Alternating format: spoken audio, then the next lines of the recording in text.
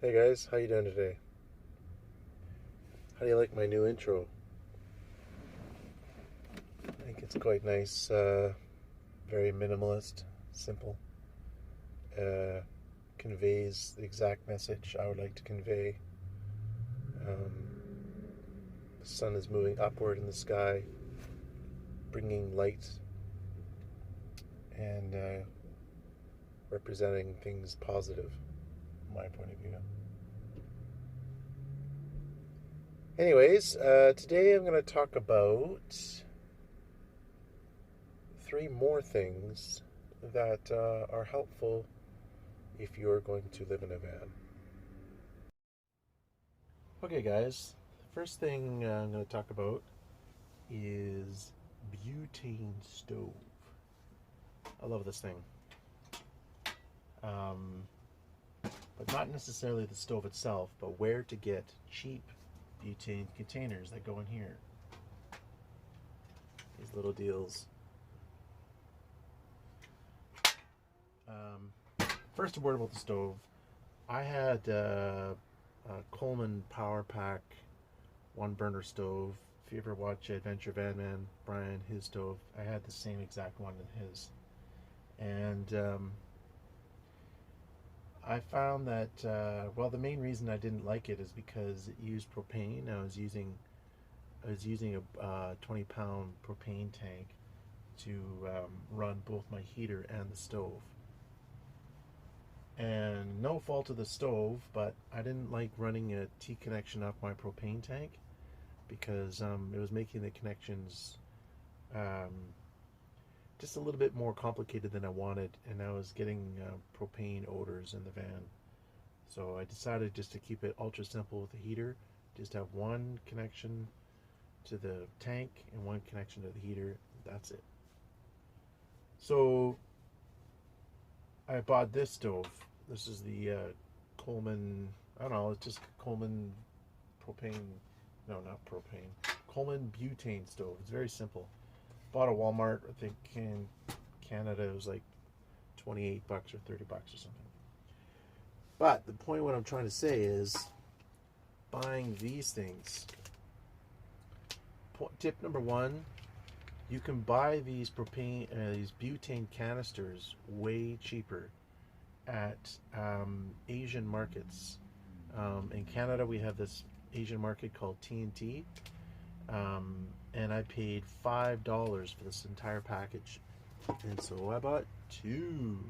Now, this will last me a long time because one butane container. Now, keep in mind, I'm not cooking in my van very much because I don't have the heat, the fan installed yet, and so if I want to cook, I gotta park somewhere and then open my door. And I find I tend to not cook too much right now. So having said that, one container will last me like 2 months. I think if I used it on a regular basis, it would probably last me about 2 weeks. But I don't do a lot of complicated cooking. I just like warm up a can of chili, or something like that, make a stir fry. Anyway, buy these containers in a package at an Asian supermarket, like a ethnic kind of supermarket, usually the Asian ones. This cost me $5 for all four. If I bought one of these containers at Walmart, it would cost me between $2.50 and $3 for one. So that's a big savings. And these two packages, so I got 8 containers altogether, should last me, I'm guessing, the entire summer. So like 3 months at least, at the very least, maybe till next winter, who knows. Okay, the next tip is to do with my cooler. Now, a lot of people say, coolers suck. You always gotta buy ice.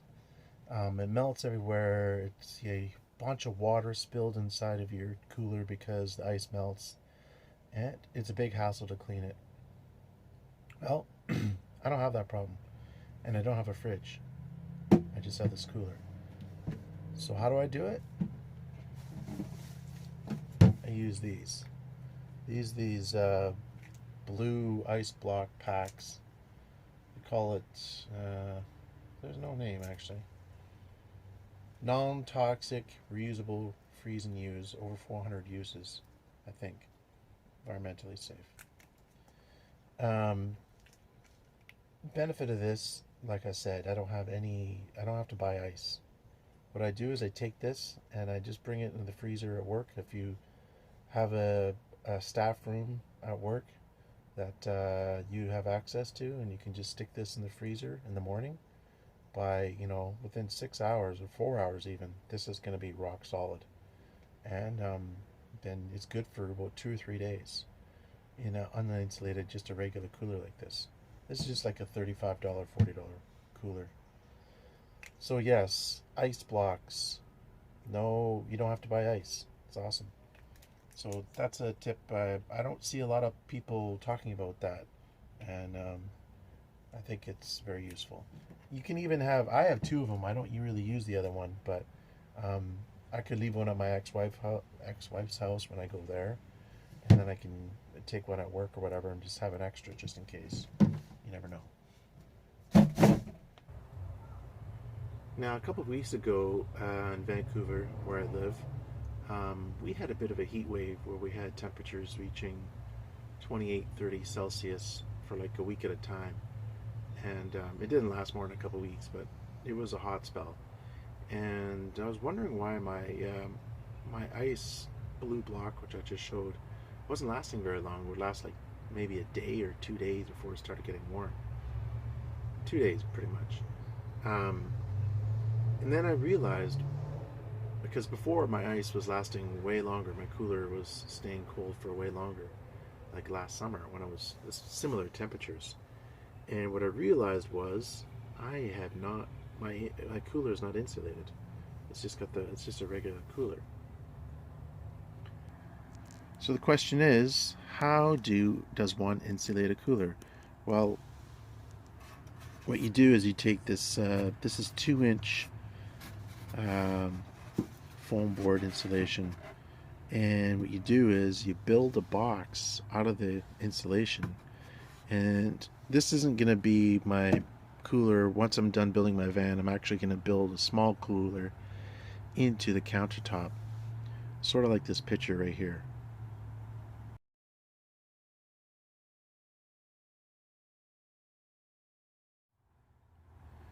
So the idea is you have the cooler built into the counter, and you put this insulation all around it, like a completely enclosed box. I mean, you have it.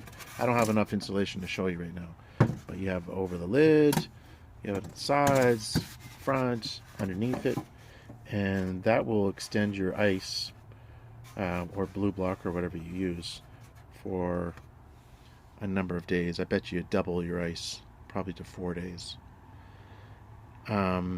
Yeah, so I have a small cooler I'm gonna use once I build a counter, and I'm gonna do that. I'm gonna build this around insulation around it, and I'm gonna probably even build a wood cover over it and somehow attach it to the lid so that when you open the lid, it's all one unit.